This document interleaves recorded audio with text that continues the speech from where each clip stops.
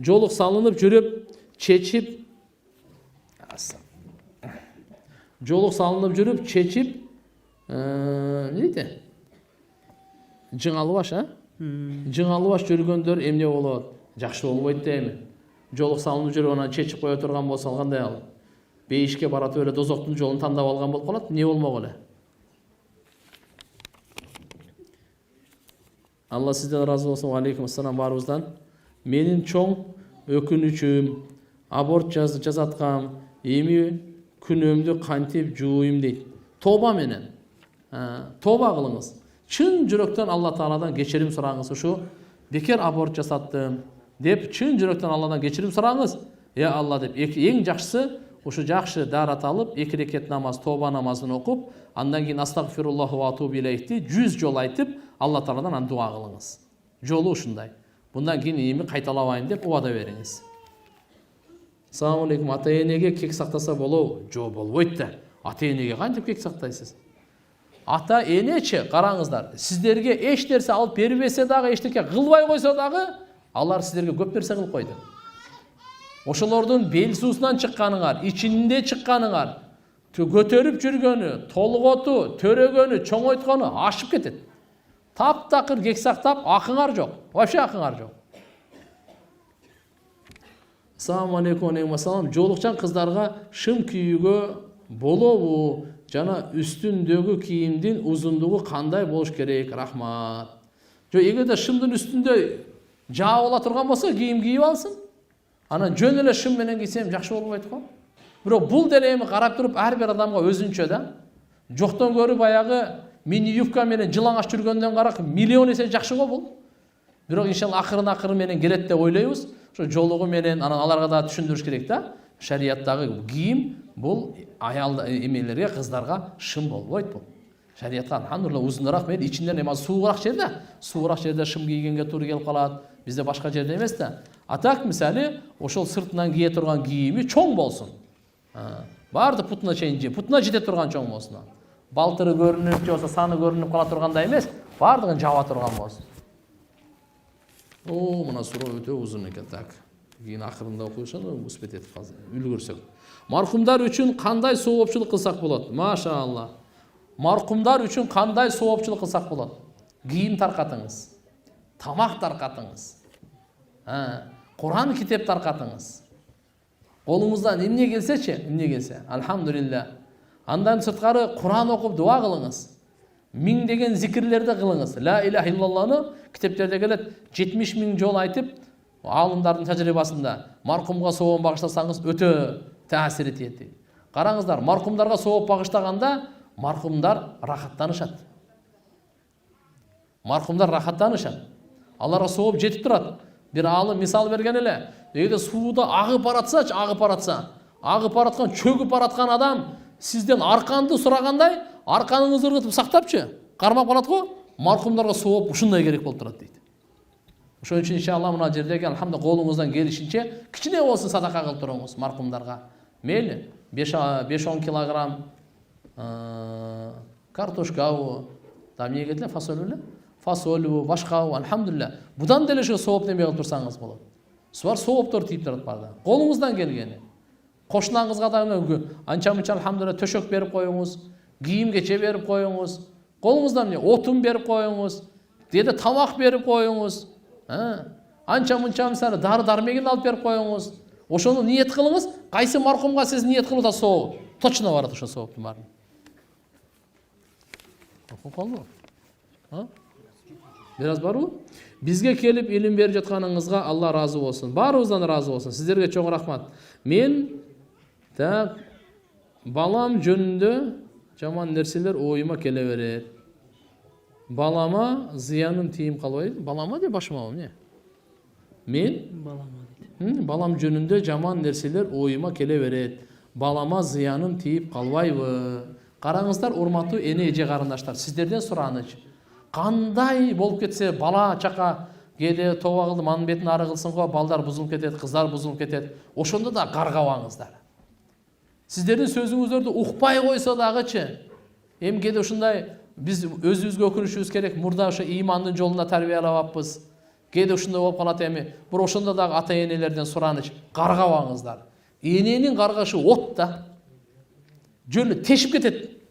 Ошон үчүн кичине неме болсо дагы жаман ойлобой, жакшы ой менен Кудай кааласа, менин балам дагы, менин кызым дагы жакшы болуп калат. Алладан үмүт кылып, мен практикада көргөнмүн да, биздин өзүбүздүн жакындардан эле бири. Эми анын бир соо болгон күнү эмес, соо болгон сааты жок эле да. Бирок эне ушундай дуа кылат эле. Ушундай денеге сурайт эле. Ошондо дагы, силер жамандап атасыңар менин баламы. Бирок Кудай кааласа, менин балам дагы адам болуп калар. Менин балам дагы жакшы болуп калар деп. Болбосо эмне деген эми баягы мас адамды билесиз да. Чачынан жулат, ар жерде жыгылып калат, даратын бошотуп алат, ар кандай. Ошентсе дагы эне экен да. Бир акыры барып, азыр 5 убакыт намаз, аулия болуп кетти азыр мындай. Зикир, дуа, Кур'ан, дават бардыгыны. Мына үмүтсүздүк шайтандан. Бир нерсени унутпаңыз, урматтуу эне, үмүтсүздүк шайтандан. Жакшы ойго алып келиңиз. Дайыма жаман ойду менен күрөшүңүз. Жакшы ойго алып келгенгечи, ушул сиздин жихатыңыз, ушул сиздин соогуңуз, ушул сиздин жеңишиңиз да. Көп учурда багымдат намазга тура албай, куптан намазына чарчап уктап калам. Кээде ойлоном, эки жүздүүлөр үчүн оор намаз дегенден корком. Кантип иманга мээнет кылсам болот? Андай кылбаңыз. Азыр куптан намаз саат 9-да эле окуп койсоңуздар болот, 9:30 эле. Ошон үчүн бизде көбүнчө кандай багымдатка эмне үчүн тура албай калабыз? Биз кечинде кеч жатабыз да. Сиз куптандан кийин тез жатыңыз, пайгамбарыбыз айткан. Куптандан кийин тез жаткыла, мынакей. Анан сөзсүз иншалла Алла Таала эртең менен сиз тургузат.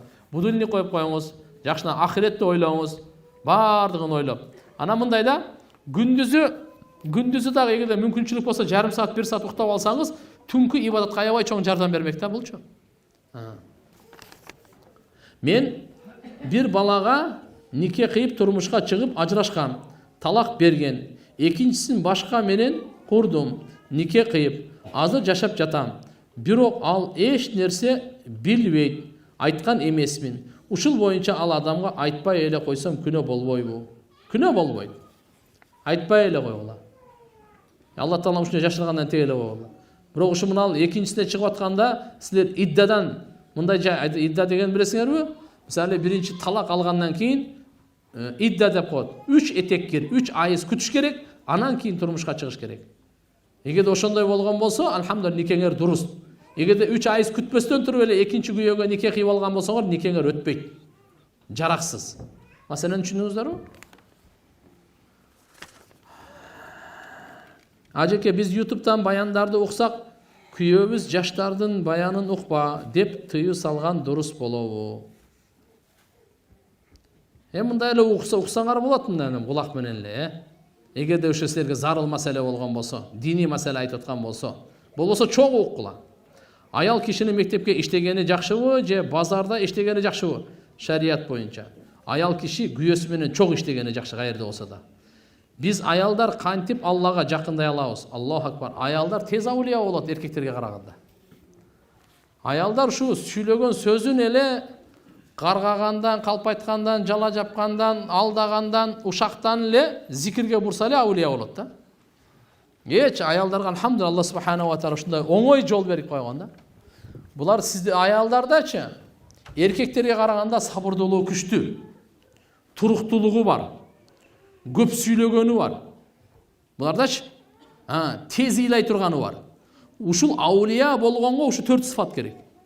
Сабырдуу, туруктуу, сүйлөгөндөрүчү көбүрөөк зикир кылганга, андан кийин көбүрөөк ыйлаганга, ыйлабастан туруп болбойт. Ошон үчүн аялдарда алхамдулилlah ушу 4 тең бар да. Кандай бар? Өзүн бир башка жерде, Кара Бурада чоңойду, башка үй бүлөдө чоңойду, Бишкекке турмушка чыкты. Совсем тааныбагандар аларчы. Бирок бир өмүр ошолор менен. Аллаху акбар. Бу кандай сабырдуулук? Кандай туруктуулук? Төрөгөндөн кийин болду, мен акыркы жолу төрөгөнүм дейт. Бир өтүп кеткенден кийин кайра төрөгүсү келет. Бул алхамдулилlah бу сабырдуулук ол оңой эмес ал. Ошон үчүн алымдар айтышат да, төрөгөндө бардык күнөөлөр кечирилип кетет. Бардык күнөөлөр кечирилип кетет. Эми булар ыйлайм дей турган болсо, любой время ыйлайт булар. Ыйлаган проблема жок. Көзүнөн жаш чыкканга оңой эле. Ушу ыйлаган ахирет үчүн болсо, күнөө үчүн боло турган болсо, Аллаху акбар. Төртіншісі сөйлегенде. Еркекке қарағанда аялдар көп сөйлейді. Эми табиатта, жаратылышта Алла Таала ушундай кылган. Ошо сөздүн бардык күчүн зикирге өткөрүш керек да. Куранга, жакшы сөзгө өткөрүп, дааватка өткөрүш керек да. Алланы улуктаганга өткөрө берсе, болду. Булар эркекке караганда тез аулия болот. Так, устаз, мендеги суроо. Бир жолдошум экөөбүз чач тарач иштетебиз. Биз жолдошум экөөбүз чач тарач иштетебиз. Так, ал жерден мен эркек кишилердин чачтарын кыскартам. Жана аял кишилердин бетин боёйм. Чачын жасайм. Бирок күйөөм каршы чыгып жатат. Эркектердин чачын алганыма эмне кылсам болот? Туура эле эркектин чачын албайсыз да. Болбойт ал. Албаңыз, андай кылбаңыз ал. Эркектер жочун эркектин башын кармалап отурасызбы? Болбойт ал.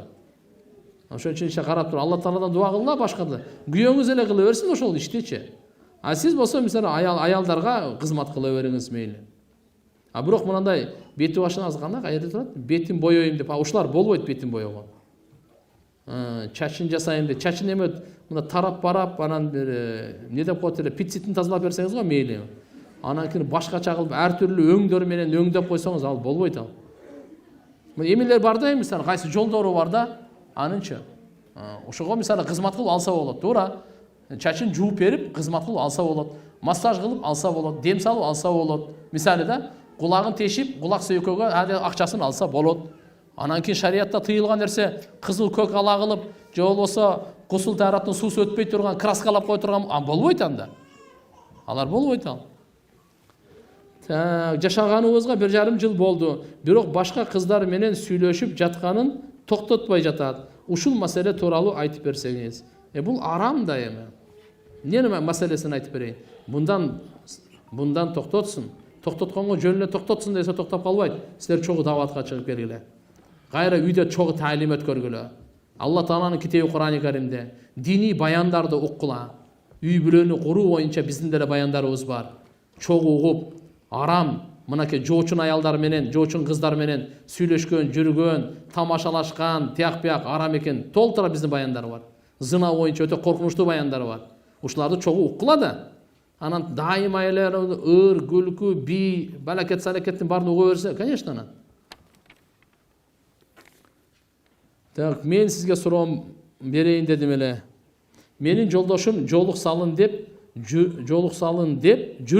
өтүп кетти. Бирок мен хижаб кийдим. Кыздарым да хижаб кийди. Бардык амалдарын аткарып койдук. Балдарым намазда, намаз окуйт. Бардыгы Алланын жолунда, иншалла.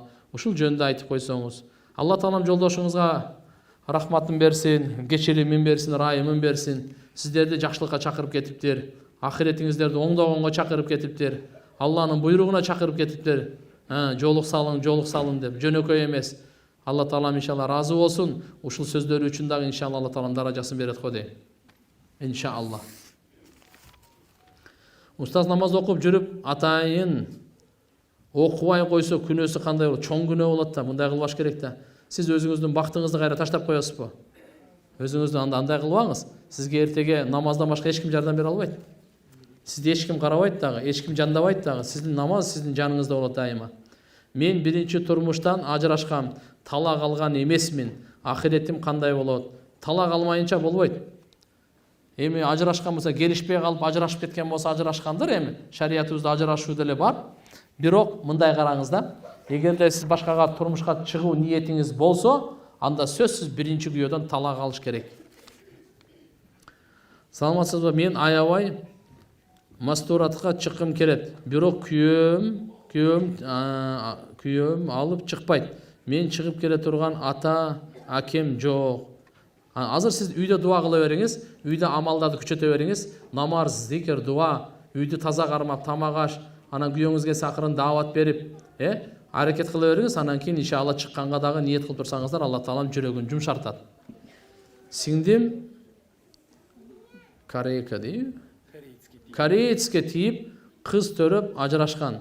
Азыр кызы 15те. Акча салып турат да, адалбы? Кореецке тийип, кореец исламды кабыл алганбы, алган эмес ушу кепте? Кореец эмес, кимге болсун дагы мындай да. Нике болдубу, болгон жокпу деген сөз бар. Нике мусулманга гана болот. Эгерде бул ислам динди кабыл алган эмес болсо, анда нике болбой калат, анда кыз төрөлгөн зына, валаду зына болуп калат. Кудайым сактасын. Эми ошол кызга азыр 15те акча салып турат адал деп. Багыш керек, атанын мойнунда да. Адал. Жолдошум экөөбүз болбогон нерсеге урушуп кеттик. Мага 3 талак берген. Бирок кайра жашап жатабыз. Эми кандай болот? Аялы башка күйөөгө тийип, кайра ажырашып келип жашаш керекпи? Ушуга так жооп күтөм. Ооба ошондой, сиз айткандай.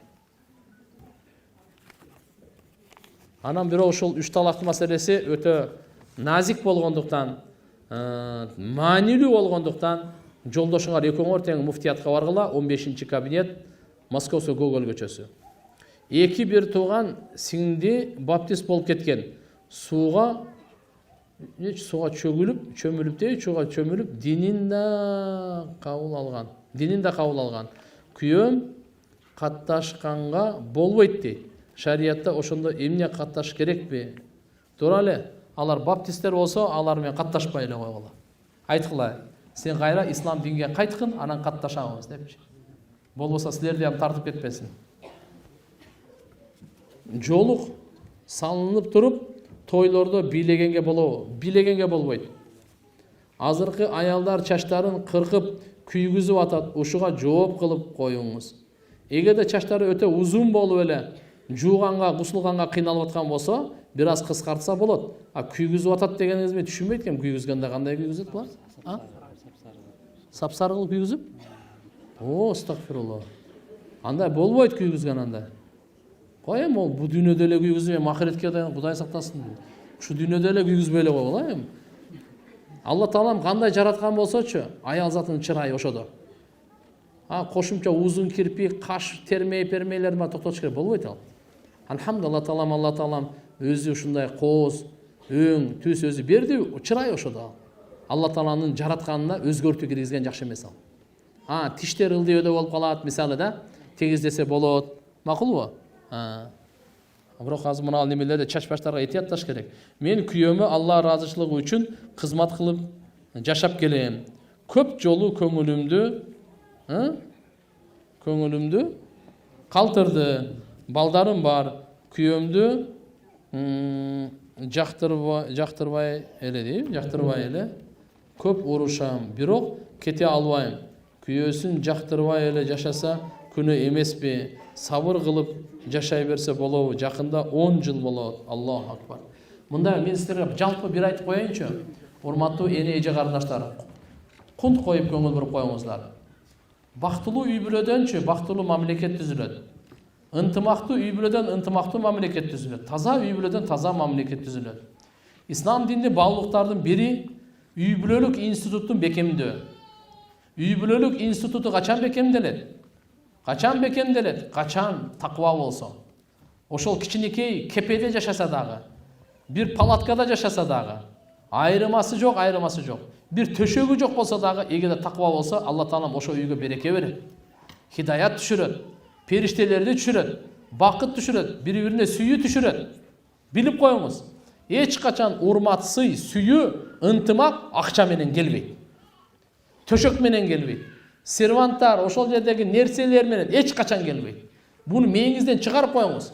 Бактылуулукта Алла субханаху ва таала нерсе буюмдарга алтын күмүшкө койгон эмес. Бактылуулукта Алла Таала ички баалуулуктарга койгон. Жакшы кулк мүнөзгө койгон, жакшы чырайлуу мамилеге койгон. Ошон үчүн мына үй бүлө маселесинде таквалык менен гана. Никеде хутбасында 3 жолу аят окулунат. Үчөөндө тең таквалык Алла Таала буйрат. Эмне үчүн? Ушу таква ушул баш кошкондорду бактылуу кылат экен. Дүйнөдө дагы, ахиретте дагы. Таква деген эмне? Күнөөдөн сактансын. Аял да күнөөдөн сактансын. Эркек да күнөөдөн сактансын. Бири-биринин акысына зулумдук кылбасын. Бири-бирин урматтап, аяр мамиле кылып, сүйүү мамиле менен, сый мамиле менен. Мынандай алхамдулилла ылдый өдө болгондо, бири көтөрүлгөндө экинчиси бас болуп, себеп дегенде турмуштун бурумдары, ашуулары өтө чоң. Ушунун бардыгын жеңгенге аракет кылыш керек чогуу. Амал менен гана, ыйман менен гана, ыйман амалга чакыруу менен гана жеңе алабыз.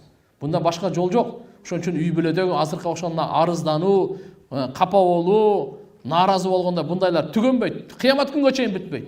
Бүте турган жолу Мухаммад Расулуллахтын гана жолу. Андан башка жол жок. Ошон үчүн пайгамбарыбыздын жолун бекем кармайлы. Хижап боюнча суроом бар. Бизде Кызыл Адырда лицей директору хижап кийген кыздарды окууга кабыл албайт. Сиңдилерим барса хижап кийген себептен же окуу же хижап деп кабыл албай коюп окута албайм. Кантип ушуга эмне чара көрсөк болот? Мындай да, биздеги амал хижап кийгенди кабыл албасын деген конституцияда деле жок, эгерде мыйзамга карай турган болсокчу. Ошон үчүн урматтуу эне эже карындаштар, ошо директори менен эле эң жакшысы сый урмат менен чайга чакырып, бир белек чей берип, жакшынакай сүйлөшүп, биздин кыздар эми ушундай кичине жолук салынып алат экен, негизи билимин карап, ден соолугун карап, адебин карап тарбия кылып берсеңиздер жакшы болот эле. Кудай кааласа эми кичине бул деп мындай жумшартып бир директордун өзү менен эле кеңешкен жакшы да. Бирок көп жерде ушундай көйгөйлөр болгон. Дагы деле бул бүтө элек, дагы деле бар. Бирок эң жакшысы баягындай эмне деп коет эле бири-бири менен келишкенге жетпейт да. Бири-бири менен келишкенге жетпейт. Тахажжуд намазында каза намаздарды ниет кылып окуп кете берсе болобу? Тахажжуд намазга туруңуздагы 2 рекет тахажжуд окуп, калган каза намаз окуй бериң. Калган убактарды. Ассаламу алейкум. Аялы акча жок. Күйөөбүнө уруксат сурабай колдонсо болобу? Аялы акча таап, күйөөсүнөн уруксат албай колдонсо болобу? Мисалы, садака ата-энесине же үйүнө, үй жашоосуна, тиричилигине дейби. Анткени көп нерсеге тыюу салат. Эгерде аял өзүнүн акчасы боло турган болсо, күйөөсүнө айтпай деле иштетсе боло берет. Өзүнүн акчасы болсочу. Так, эмне дейт мына? Таяму? Дараты? Жакшы түшүнбөй калдым. Жахабалар менен сүйлөшүп, мамиле кылса, чай ичсе болобу? Бир гана ислам динге чакыруу үчүн гана болсо болот. Башка жол болбойт аларга. Жахабалар көп окшойсуздар я. Саламатсызбы устаз? Ата-энем намаз окуйт, бирок ата-энем жолук салынуума каршы, ишенишпей, чечип салсын деп эле кылса, эмне кылса болот? Жолук салганга ниетим бар. Ата-энеңизге кызмат кыла бериңиз. Ата-энеңизге кызмат кылып, бирок жолукту чечпеңиз. Аракет кылып иншалла. Көп Алла Тааладан дуа кылыңыз. Кичине сыноо келет, аракет этип. Таямум дараты жолдо жүрүп баратканда кандай алабыз? Сапардабы?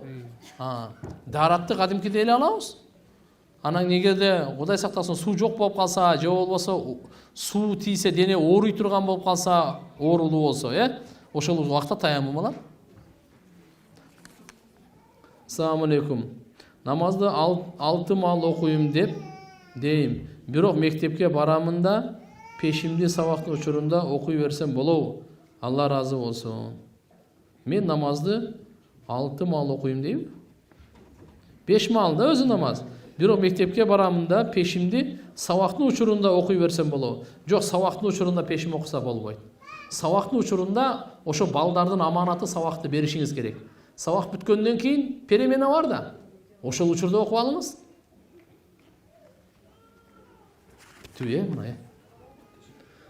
Устаз, үшүрдү кандай адамдарга берсе болот? Кембагал адамдарга берсе болот. Үшүрдү кембагал, мусулманга бересиз, кембагалга бересиз. Үшүрдү ата-энеге бербейсиз, бала чакага бербейсиз, калганына бере бересиз.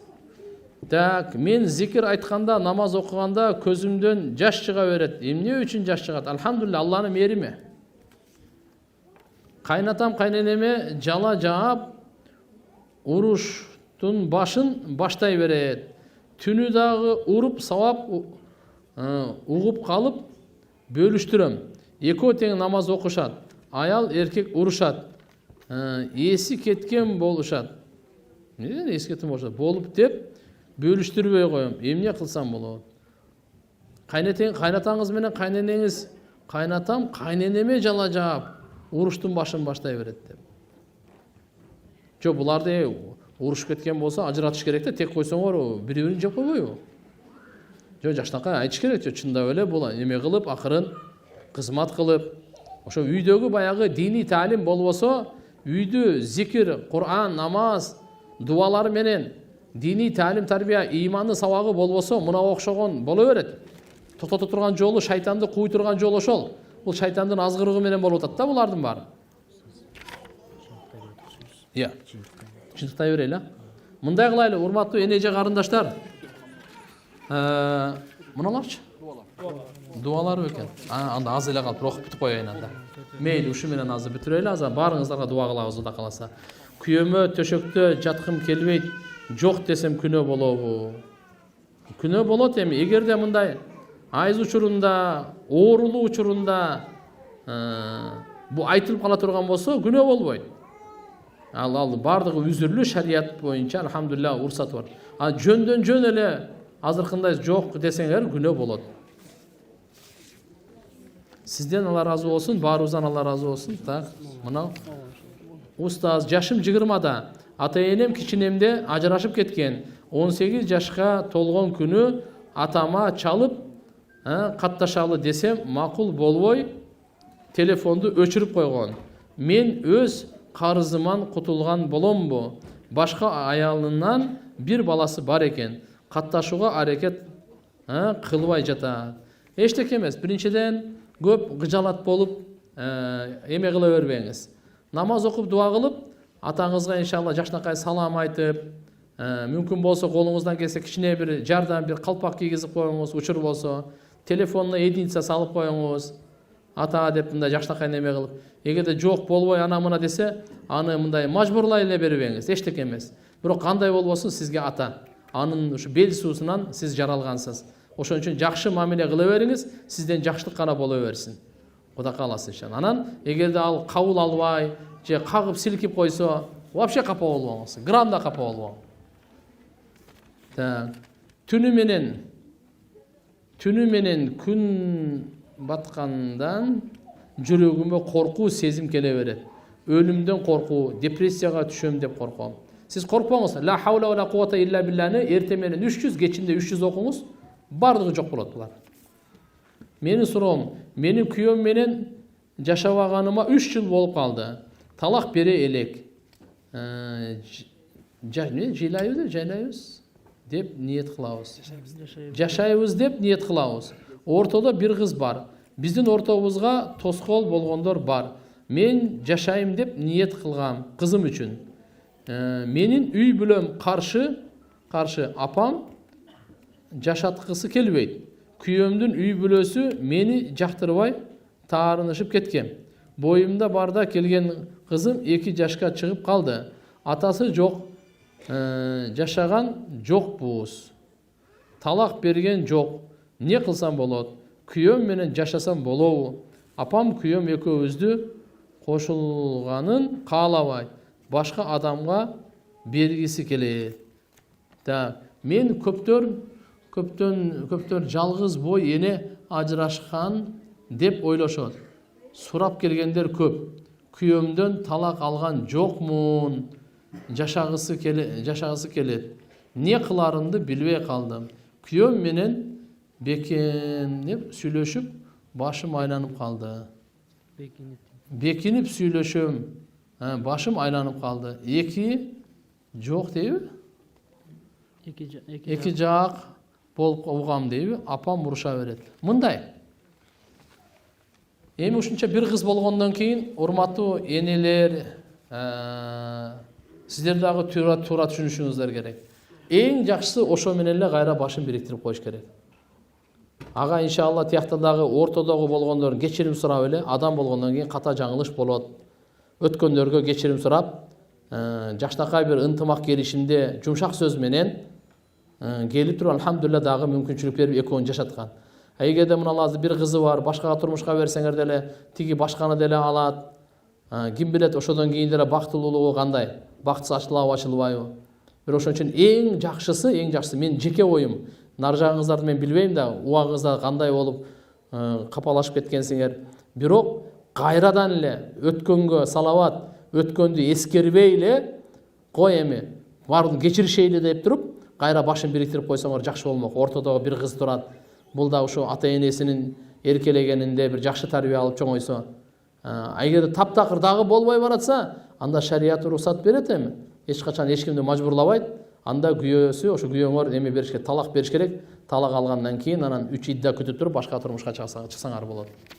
Менин жеке оюм башыңар бириктиргенге жетпейт. Устаз, менин түшүмө дайыма бир аялдын үнүн угам. Ал үн бир жолу фарыз намаздан кийин Куран окуңуз деп 3 жолу кайталап айтты. Ушул кандай? 3 жолу окуп коюңуз болду. Жакшы эле. Мен көп балалуу энемин, жолдошум каза болуп калган. Менен бирөө карызга көп суммада акча сураган. Мен сага бирөөдөн процент алсам да берем деп, ал акча менин балдарымдын ырыскысы болчу. Жазында бермек күз келди дагы деле берейин деген ою жок. Мен кээде аябай ачуум келгенде ыйлайм, каргайм, анткени көп баланы багуу мага да оор. Аллаху акбар.